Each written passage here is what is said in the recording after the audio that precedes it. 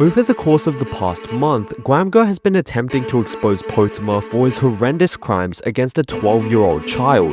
Despite starting off as mere allegations, Potemer's failure to take accountability, this is a big fat nothing basically, combined with tons of new evidence, is pressuring Gwamgo into taking legal action. This is the insane battle between Gwamgo and a Roblox predator. My mom doesn't want me to speak because I say too much. It all started in July of 2024, when Paolo announced in his Discord server that Roblox YouTuber Potemer is facing very serious allegations of having oral sex with a 12 turning 13-year-old when he was 16. Allegedly, Potemer had flown out of his state to meet up with this child in real life, and since she was too young to legally consent, Potemer could be facing charges of statutory rape, a crime which carries a 5-year sentence. It was around this time that Gwamgo would have no choice but to intervene, exposing Potemer for not only lying, but also completely shifting the narrative. At first, Potemer outright denied the allegations, saying that the story was made up and over-exaggerated. Yet, on the same day, Potemer would then go on to admit that the allegations were true and tried arguing that he couldn't be arrested because he was under 18. Yeah, I did my research and I broke 0 laws. Yeah, what I did was weird, but that doesn't make I'm not a pedophile. To make things worse, Potemer even formulated backup plans for when his channel would get cancelled, implying that he knew what he did was illegal from the start. Because if my channel goes to shit, I have backup plans. Like second channels? Yeah. And no one will know. I know what to do, and I'm gonna pursue my animation career in college.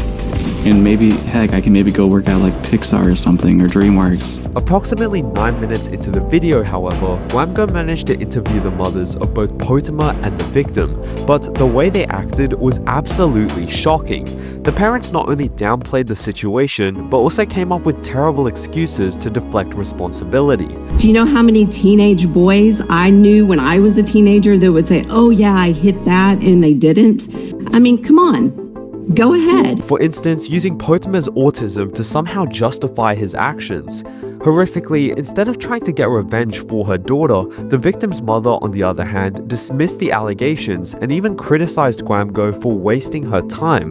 Why hasn't his story changed up until now when he's actually facing these allegations? And you're being disrespectful right now because we're talking about our kids. I'm being disrespectful, ma'am. You've been doing nothing but yelling at us this whole call. This suggests that both families were trying to cover up the incident in order to protect themselves from facing legal consequences. And if you don't believe me, the victim herself said that her mother had taken away all of her devices and cut off her internet to silence her. However, after being repeatedly interrogated by Gwamgo, she eventually confirmed what everyone already thought. Potemer was a child predator. Yeah. The trilogy of Potemer videos would subsequently go viral, garnering 200,000 views each, inspiring a wave of hate videos and managing to turn his audience against him. By this point, Potemer wasn't even safe in his own comment section, as he received immense backlash daily, forcing him to realize the gravity of his situation. But what could he really do? It was impossible to salvage his already destroyed reputation. Or was it? Well, Potemer would take drastic action by deleting negative comments, threatening his enemies with lawsuits, and getting bots to comment he's innocent. However, his next decision would prove to be his biggest regret. On the 4th of February, Potemer would copyright strike one of Gwamgo's best performing videos that had raked in 40,000 views in less than 2 days, demonstrating how desperate he was to prevent the drama from spreading. But unlike what Potemer may have expected, Gwamgo retaliated with a threat of his own, saying, Potemer, I will give you 48 hours to revoke your false copyright strike on my video exposing your predatory actions. If the strike is not revoked, I will be filing a lawsuit and will make sure you and your parents are not only arrested, but also lose all of your financial freedom. The clock is ticking. Within just 2 hours, Potemer quickly removed the strike, showing how weak both him and his argument truly were. However, it turns out something suspicious would occur during the ordeal. A student named Puss, who went to the same school as Potemer and provided a lot of the useful evidence used against him, mysteriously got arrested and suspended. As a result, it was speculated that Potemer's mum had actually reported Puss to the police in an attempt to prevent him from speaking out. Know this person IRL like I do, bro. Okay, you don't know him IRL and I do.